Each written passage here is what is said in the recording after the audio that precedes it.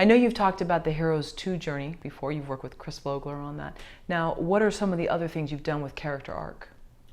Well, when I talk about the Heroes 2 journeys, that you're referring to a seminar Chris Vogler and I gave some years ago, and we created a video of it that is now on streaming video and so on, that's available to people.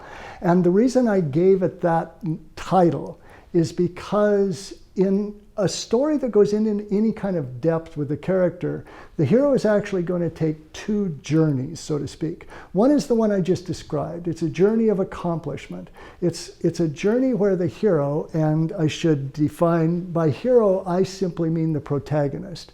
I'm talking about a man, woman, boy, girl, android, anthropomorphic animal, if we're talking about Zootopia, let's say.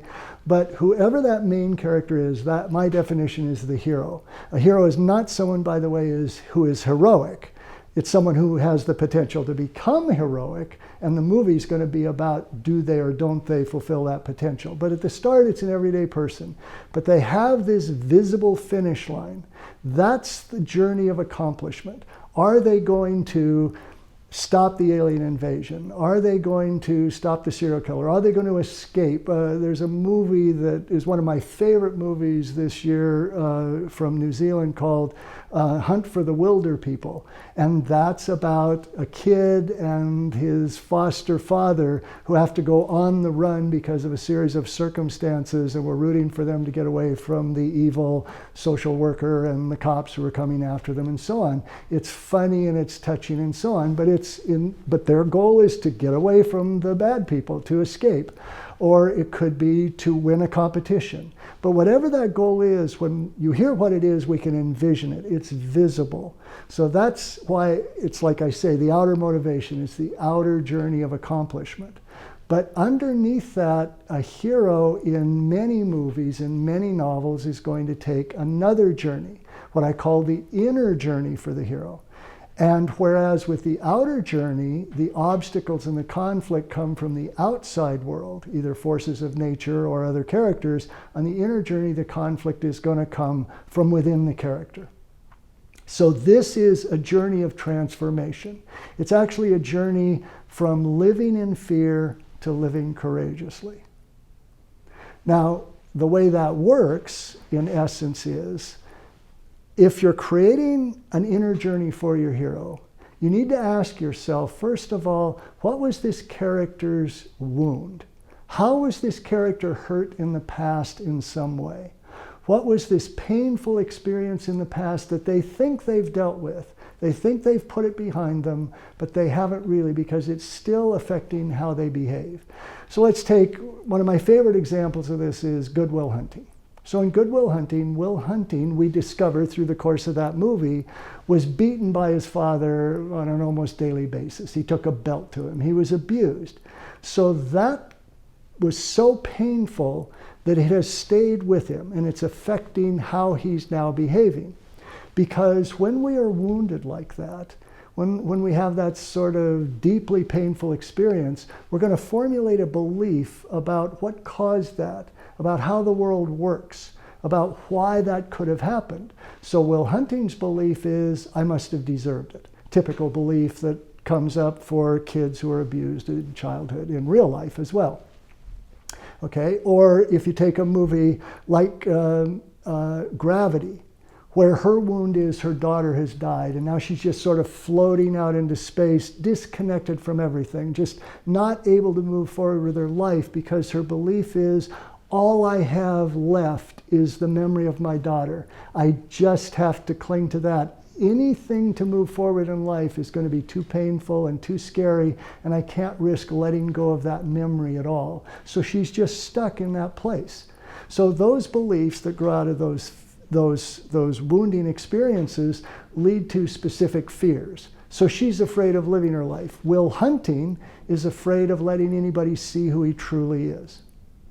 And then out of that fear that grows out of the belief that comes from this wound from the past, in real life and in stories, we will all create what I call an identity. We create a persona, to use the Jungian term. We create a false self that we will present to the world. In other words, we're so afraid deep down on an unconscious level that we will armor up with something, some way of presenting ourselves to the world that doesn't let the world see the truth of who we are, that keeps us from risking living our truth. So Will Hunting works as a custodian, even though he's smarter than all the professors at MIT. And in Gravity, she becomes a person who is weightless. She gets this job in outer space because it's as far literally as she can get from back Earth, where, so to speak, the gravity of all that pain is just weighing her down too much.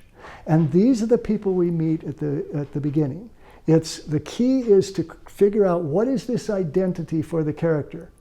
Because then, if you go back to those 6 stages, in stage 1 of the outer journey, when we meet the character, on the outer journey level, it's introducing us to the life they live. It's creating empathy with that character by getting us to sympathize with them or or worry about them, or because they're a very kind, good-hearted person. But on the inner journey level, we are getting a picture of what this identity is. This character is living fully in her identity. In other words, when you're creating a screenplay, one of the things you want to do in introducing your hero at the beginning is show how they are stuck in some way. If you think of the beginning of both Good Will Hunting and Gravity, those characters are really kind of frozen in place. They're not going anywhere. Their life is unfulfilled. They're doing things, they're moving around, but it's not a fulfilling existence. So we meet Will Hunting getting in fights and, getting drunk and so on, and he would claim his life was fine, but to us there's something missing here.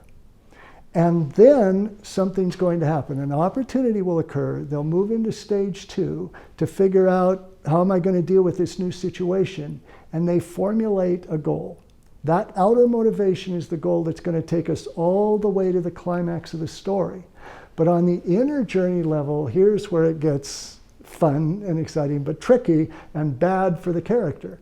Because the rule is, whatever their goal, they can't achieve that goal unless they're willing to step out of that identity and drop that facade, drop that persona, which is the most terrifying thing they can imagine.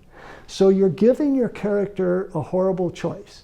You're saying to them, you can have what you want and you can be fulfilled, but you're going to be terrified. You're going to be scared to death because you are going to drop the armor you've been wearing for most of your life. Or you can keep the armor on, you won't get what you want, and you're going to be stuck in an unfulfilled life for the rest of time. And that tug of war between being safe but unfulfilled and being terrified but achieving the goal and transforming, that tug of war between those two things is the inner conflict. That's what inner conflict is. That's what that term means for a character. And so for the rest of the story, the inner journey is going to be their gradual transformation from living in their identity to what I call living in their essence, living their truth, and finding that necessary courage. While on the outer journey level, it's them getting closer and closer and facing greater and greater obstacles as they move toward the climax to achieve that goal.